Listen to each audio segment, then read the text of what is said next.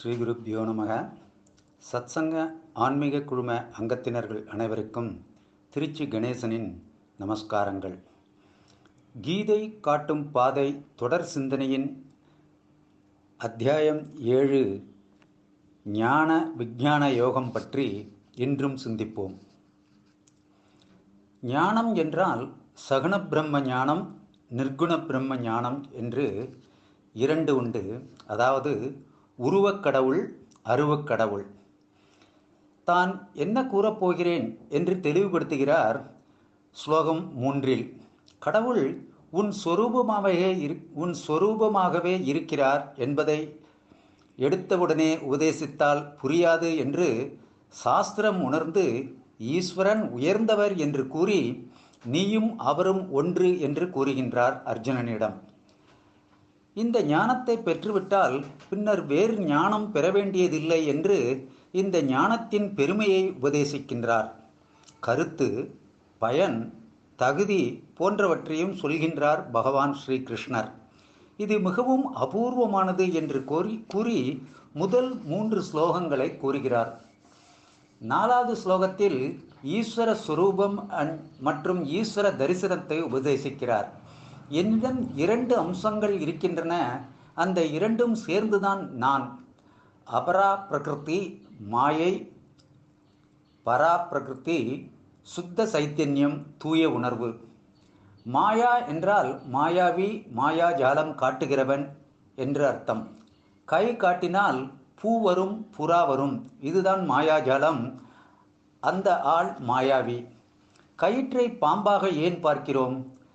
நமக்கு கயிற்றை பற்றியும் தெரியும், பாம்பை பற்றியும் அறிவு இருக்கு. அதனால்தான் இரண்டிற்கும் குழப்பிக்கொண்டு இவ்வாறு தோன்றுகிறது. அது ஏன் என்று நம்மால் சொல்ல முடியாது. அதுதான் மாயை. புரியாதது என்பது புரிய வேண்டும். தத்துவம் படிக்க படிக்க உலகம் ஒரு புதிர் என்று புரியும். ஆனால் புதிரானது விளங்கிவிடாது என்று பாலசுப்பிரமணியம் என்கின்ற அண்ணா என்பவர் உபனிஷத் வாக்கிய முன்னுரையில் கூறுகின்றார். இவர் சந்தியாவந்தனத்திற்கு பாஷ்யம், அதாவது உரை எழுதியவர். இல்லறத்திலிருந்து எல்லாம் வந்திருக்கிறது. அபரா பிரகிருதி 8 விதமான பிரிவுகள் உள்ளன. மாயை பற்றி விளக்க வேதாந்தத்தை டீப்பாக படிக்க வேண்டும். மாயை என்றால் ஜடம், பிரம்மம் என்றால் ஸ்வேதனம். சுத்த சைத்தன்யம் ப்ளஸ் மாயா ப்ளஸ் பிரதிபிரம்ம சைத்தன்யம், இதுதான் ஈஸ்வரன், அதாவது கடவுள். பகவான் முதல் 3 ஸ்லோகங்களில் கூறப்போவதை பிரயோஜனம், இதற்கு யார் தகுதியானவர் என்பதையும் கூறுகின்றார். நிறைய புண்ணியம் செய்திருக்க வேண்டும் என்கிறார். ஈஸ்வர ஸ்வரூபம், ஈஸ்வர தரிசனம் பற்றி 4 - 12 வரை கூறுகிறார். ஈஸ்வரன் தான் ஜகத்தை சிருஷ்டி செய்துள்ளார். 15வது அத்தியாயத்தில் வரப்போகின்றது இதை பற்றி. அப்பொழுது நாம் விரிவாக சைத்தன்ய தத்துவம் பற்றி பார்ப்போம். மாயை ஒன்றும் பிரம்மம் ஒன்று என்றும் இங்கு இல்லை என்று சொல்ல முடியாத ஒன்று. அதாவது இருக்கு என்றும் இல்லை என்றும் சொல்ல முடியாததாக இருக்கிறது. விவர்த்த உபாதனா காரணத்தினால் சுத்த சைத்தன்யம் மிகவும் பரிணாமி உபாதான காரணமாக, மாயா நிமித்த காரணமாக, பிரதிபிம்ப சைத்தன்யம், இத்தனையும் சேர்ந்ததுதான் ஈஸ்வரன். அபரா ப்ளஸ் பரா சேர்ந்ததுதான் ஈஸ்வரனாக. சரீரம், மனசு, புத்தி, உணர்வு. ஈஸ்வரனுக்கு ஞானம் இருக்கு, நமக்கு ஜீவனாக இருக்கின்றோம் என்ற ஞானம் இருக்கு. ஆனால் பிரம்மம் என்ற ஞானம் இல்லை. கடவுள் உபாதாரண காரணம் என்றால் அம்மா உபாதாரண காரணம், அப்பா நிமித்த காரணம். இது அத்தியாயம் 7 கிடையாது. ஆனால் இது சொன்னால்தான் நம் போன்றவர்களுக்கு புரியும். தங்கம் வேறு, பொற்கல்லர் வேறு. உபனிஷத் கூறும் சிலந்தி பூச்சி, நம் கனவு ஆகியவை உபாதாரண காரணம், நிமித்த காரணம் என்று கூறியிருப்பது கச்சா பொருள். வலையை பார்த்தாலே புரியும், சிலந்தி வலையை பார்த்தாலே புரியும். பகவானின் சிருஷ்டி இவ்வுலகம் இறையிடம் தோன்றுகின்றது. கனவு தூங்கிய பிறகு கனவில் வேறையா அல்லது நாமளா என்று வேறு மாதிரி தோன்றும். ஆனால் நாம் தான். பிரம்மம் மாயையின் துளை கொண்டு இந்த நினைவு உலகை படைக்கிறது. நாம் தூக்கத்தில் கனவு படைப்பதைப் போல. விவர்த்த உபாதாரண காரணம் நிர்விகார காரணம். நகையில் தங்கம், பிரபஞ்சத்தில் பிரம்மம். நிர்விகார காரணம் மாயா, பிரதிபிம்ப காரணம். ஈஸ்வரன், உலகம், உயிர்கள் அனைத்தும் மாயை. பிரம்மம் மட்டும் இருக்கிறது. பிரம்மம் தேமேன்னு இருக்கு. ஆனால் மாயைதான் அனைத்தையும் உண்டாக்குகிறது. ஈஸ்வர தரிசன உபாயம் நீரில் சூரியன், சந்திரன் ஒளி, ஆகாய ஒளி. மனிதனிடத்தில் ஆன்ம தரிசனம். மனதை உண்மைப்படுத்துவது. இந்த 8 முதல் 12வது வரை உள்ள ஸ்லோகத்தில் நான் விக்கிரகத்தில் இருக்கிறேன் என்று ஒரு இடத்தில் கூட கீதையில் பகவான் சொல்லவில்லை. கிருஷ்ணன் தன்னை சிருஷ்டிகளுக்கு காரணம் என்கிறார். அவைதான் நான் இல்லை, ஆனால் அவைகள் என்னிடத்தில் இருக்கின்றன என்கிறார். அது மாயை என்னை சார்ந்து இருக்கின்றன என்று கூறுகிறார். தக்ஷணாமூர்த்தி ஞானம் தருபவர்.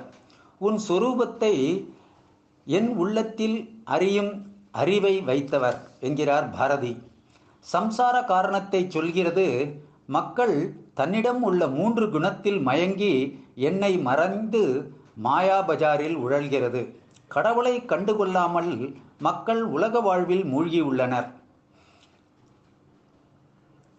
சம்சார நிவர்த்தி உபாயக, நம் துயரத்திற்கு காரணம் என்று 13வது ஸ்லோகத்தில் கூறுகிறார். 14வது ஸ்லோகத்தில் இறைவனை சரணடைவது ஒன்றே அதிலிருந்து விடுபடும் வழி என்று கூறுகிறார். சரணடைகிறவர்கள் கஷ்டம் போய்விடும், சூரியனை கண்ட பனி போல். நான் பிரம்மமாக இருக்கிறேன் என்பதுதான் மாயையை கடக்கும் விதம். நிர்குண பிரம்ம சரணாகதி என்பது அவ்வாறு தன்னையே தான் உணர்தல். 15வது ஸ்லோகத்தில் பக்தர்கள் இல்லாதவர்கள், அதாவது அபக்தர்களின் லட்சணம் கூறப்படுகிறது. 16வது ஸ்லோகம் பக்தரை 4 விதமாக பிரிக்கின்றது. கடவுளை நம்புவதில் 4 வகையினர். கஷ்டகாலம் மட்டும் வந்தால் வணங்குவர், ஆர்த்த பக்தர். துன்பம் நீங்கணும் என்று வணங்குபவர்கள் அர்த்தார்த்தி பக்தர். உன்னை நான் அறிய வேண்டும் என்று வணங்குபவர், பகவானையே தன் சொரூபமாக உணர்ந்தவர் பராபக்தி பக்தர். முதலில் கண் நோய் நீங்கினால் போதும் என்றும் பிறகு நான் டிவி நன்றாக பார்க்க வேண்டும் என்றும் நினைக்கிறோம். மூலஸ்தானத்தில் உள்ள சுவாமிக்கு உயர் மதிப்பு இல்லை. இன்றைய காலத்தில் நவக்கிரகத்திற்குத்தான் முக்கியம். ஒரு மூலையில் இருக்கும் நவக்கிரகங்களுக்கு உள்ள முக்கியம் கூட மூலஸ்தானத்தில் உள்ள சுவாமிக்கு இல்லை. இதற்கு காரணம் பல மீடியாக்களும் ஜோசியர்களுமே ஆகும். கல்வியில் எது சரி என்று ஒரு அம்சமும் எது தப்பு என்று 2வது அம்சமும் உள்ளது. ஜோதிஷத்தால் இந்து மதத்தின் உண்மையான பக்தி மறைக்கப்படுகிறது. ஆழமான கருத்துக்களும் மறைக்கப்படுகின்றன. 4வது வகையான ஞானி பக்தரை உயர்த்தி பேசுகிறார் பகவான். அவனுக்கு மேல் வேறு ஒருவன் பக்தி பண்ண முடியாதது. இதுதான் ஃபைனல் ஸ்டேஜ். ஜீவன் முக்தர், அதாவது சிதப்பிரஜன். 17, 18, 19வது ஸ்லோகங்களில் ஞானி பக்தனை புகழ்ந்து பேசுகிறது. ரொம்ப அபூர்வமானது என்கிறார் பகவான். அத்வைதிதான் உண்மையான பக்தன். 20லிருந்து 23வது ஸ்லோகம் சகாம பக்தியை சற்று குட்டுகிறார். கர்ம பக்தியை காலப்போக்கில், காமிய பக்தியை காலப்போக்கில் குறைத்து கொள்ளுங்கள். ஆரம்பத்தில் பரவாயில்லை, நாளாக நாளாக அதை குறைத்து கொள்ள வேண்டும். அந்தந்த விஷயங்களால் கவரப்பட்டவர்கள் ஆகிறோம். சனைஸ்வரன், மெதுவாக செல்லுபவரை சனைஸ்வரன் என்று கூறுவார்கள். நிறைய பேர் தவறுதலாக சனீஸ்வரன் என்று கூறுவார்கள். சனை என்றால் சமஸ்கிருதத்தில் மெதுவாக என்று அர்த்தம். அதனால் அவர் பெயர் சனைஸ்வரன். ஆஞ்சநேயரை கும்பிட்டால் சனியின் தாக்கம் குறையும் என்பார்கள். சனேஸ்வரன் ஆஞ்சநேயரை பிடிக்க வந்தார். சரி, என் தலையில் அமர்ந்து கொள் என்றார். அப்பொழுது அவர் ராமருக்காக இலங்கைக்கு பாலம் கட்டிக்கொள்ள கல்லை தூக்கி கொண்டிருந்தார். பெரிய கல்லை எடுத்து தலையின் மீது வைப்பதைக் கண்டு சனியானது பயந்து போய் ஓடிவிட்டது. அவரவர்களின் சுபாவப்படியே இது நடக்கிறது. 21, 22வது ஸ்லோகத்தில் அந்தந்த தேவதை வழியாக நான் தான் அவர்களுக்கு பலனை தருகிறேன் என்கிறார். 23வது ஸ்லோகத்தில் அவர்கள் விரும்பும் பலன் முடிவை உடையது. அவர்கள் சிறுக சிறுக எந்தெந்த தேவதையை விரும்புகிறார்களோ என்னை ஒரு மீன்ஸாக, அதாவது என்னை ஒரு சாதனமாக வைத்து கடவுளை தொழுகிறார்கள். ஆனால் கடவுளை சாதனமாக வைக்காமல் சாத்தியமாக வைக்க வேண்டும். கடவுள்தான் என் கதி என்ற சிந்தனை சாதன பக்தியை விட்டு சாத்திய பக்திக்கு அழைத்து செல்லும். 24, 25, 26வது ஸ்லோகங்களில் விஞ்ஞானத்தை உபதேசிக்கிறார். உருவக்கடவுள் மற்றும் அருவக்கடவுள். உருவக்கடவுளை வழிபடுதல் நம் நோக்கமல்ல. பிள்ளையாரை வழிபட்டு விநாயகர் சதுர்த்தி முடிந்தவுடன் மறுநாள் புனர்பூஜை செய்துவிட்டு ஆற்றில் கரைத்து விடுகின்றோம் ஒரு நல்ல நாள் பார்த்து. அதுபோல்தான் இருக்க வேண்டும். ஒரு நிலையில் ரூபத்தை வழிபட வேண்டும், பிறகு அதனை விட்டுவிட வேண்டும். 24வது வடிவமற்ற என்னை வடிவ உடையவனாக நினைக்கிறார்கள். மனதை பக்குவப்படுத்துவதற்காகத்தான் உருவ வழிபாடு, பின்னர் அது தேவையில்லை என்கிறார் பகவான் ஸ்ரீ கிருஷ்ணர். 25வது ஸ்லோகத்தில் என் உண்மை உருவை தெரிந்து கொள்வதில்லை. உருவத்தில் பக்தி வைத்து எமோஷனல் பக்தி. உருவத்தை விடணும் நம் உருவத்தை விட நம் சாஸ்திரம் நீ உண்மையில் ரூபம் இல்லை, ஈஸ்வரனும் ரூபம் இல்லாதவர், ஆதலால் நீயும் ஈஸ்வரனும் ஒன்று என்கிறது. 26வது ஸ்லோகத்தில் அனைத்தையும் அறியும் என்னை யாரும் அறிய மாட்டார்கள். 27, 28இல் பக்தி ஏற்படுவதற்கு என்ன வேண்டும் என்று கூறுகிறது. பாவம் பக்தி ஏற்படாததற்கு காரணம் பாவத்தை நீக்கிவிட்டால் ஈஸ்வர பக்தியை உண்டாக்க முடியும், புண்ணிய கர்மங்கள் செய்து. 29 மற்றும் 30வது ஸ்லோகங்களில் பக்தியின் பலனானது சொல்லப்பட்டிருக்கிறது. நிர்குண பக்தி 7 விஷயத்தில் ஞானம், சப்த விஷய ஞானம், பிரம்மம், கர்மம், ஆத்மஸ்வரூபம், அதிரூபம், அதியஜ்ஞம், மரண காலத்தில் எப்படி நடக்க வேண்டும் என்பதை பற்றியும், என்னை சார்ந்து எவர்கள் முயற்சிக்கிறார்களோ அவர்கள் நிர்குண பக்தி அடைவார்கள், பிறவி பிடியிலிருந்து விடுபடுவார்கள் என்பது 7 வகை ஞானமும் கிட்டும் என்று கூறுகிறார். நாளை நாம் 8வது அத்தியாயமாக அக்ஷர பிரம்ம யோகம் பற்றி சிந்திப்போம். வாழ்க வளமுடன். குரு வாழ்க, குருவே துணை. நன்றி, வணக்கம். திருச்சி கே. கணேசன். ஜெய் ஸ்ரீராம்.